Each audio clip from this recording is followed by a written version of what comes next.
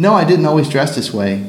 I would say I was a friend for 7 years before I came to this plain dressing. And I found that once I started with the beard, a friend of mine said, "Oh, next thing you're going to have white shirt and black pants and suspenders." And I said, "No, that's not going to happen." And within a few months, that was exactly how I dressed.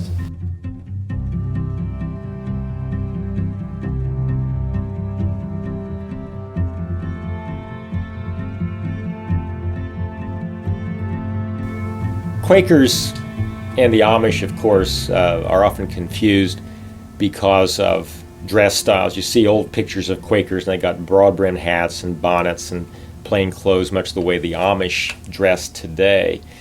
And indeed, Quakers used to dress almost uniformly, although there was never a particular rule for how you dress the way there is for Amish society today. But Friends were to be plain. But Quakers stopped dressing plainly for the most part in the late 1800s, and Friends were encouraged to dress simply and modestly, but not in a certain plain uniform.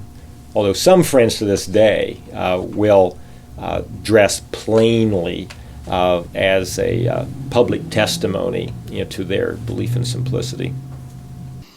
Most Quakers do not dress the way I do.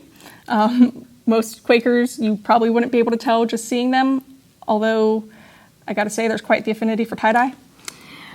But nowadays, most Quakers dress pretty much like everybody else.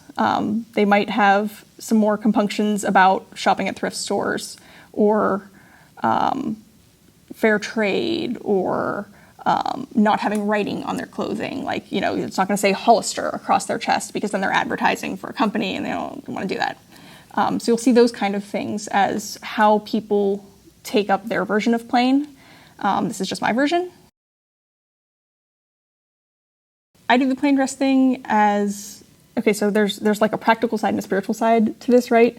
So you can, on the practical side, be looking at things like minimalism, minimalist wardrobe.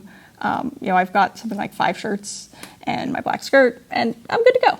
On the spiritual side, for plain dress, you can look at, there are parts in the Bible that say not to dress ostentatiously, basically, right? And traditionally, Quakers have had that as sort of a rule. Our old books of discipline would say to dress plainly. I've kind of experimented with lots of different looks in my own quest for plain dressed. I had this phase where I dressed up like the Quaker box guy and walked into a tough part of town at lunch every day for more than a year and had very interesting adventures with that. But for me, it's usually a collarless shirt and a hat and usually an earring. And I think those things in this place and time are simple. They aren't things that would alienate people, and that they are things that folks would be interested to talk about. Something about the big Quaker hat was that people felt real comfortable laughing or asking me if I was a Mormon or something. It was a real conversation starter. And I think plain dress has that quality too.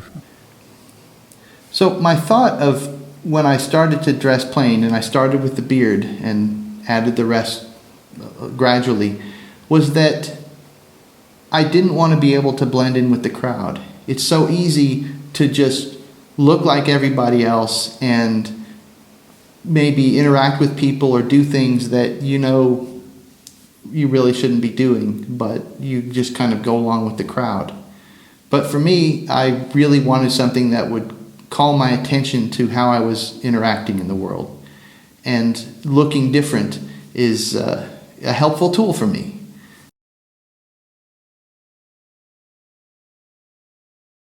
After dropping out of graduate school, I ended up working in Massachusetts General Hospital in the medical clinics as the business manager. And I had a steady income, and I had essentially no economic responsibilities. And I began enjoying buying myself good clothes to wear. And I had more clothes and nicer clothes than I had ever had in my life. And God grabbed me by the scuff of the neck and said, "You're not going to do that."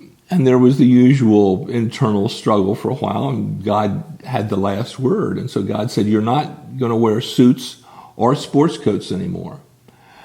But God wasn't done with me. So after we got to that, I had to give up my ties. And then I had to pay a lot of attention to not making my dress project a false image of me. And this process went on for easily 30 years. So I didn't start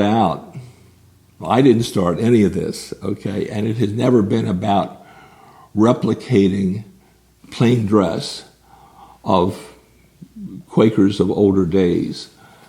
But it has been a series of leadings that God has given me. There are similarities. I can see the similarities between this and plain dress of olden day. I can also see differences. And yes, people stop me on the street and ask me if I'm Amish. And that's an opportunity to witness. Thanks for watching this QuakerSpeak video. We release a new video every Thursday. You can watch all our videos in this playlist here. You can subscribe to our channel by clicking this button here. You can support us through our Patreon here. Thanks again for watching, and have a happy Thursday.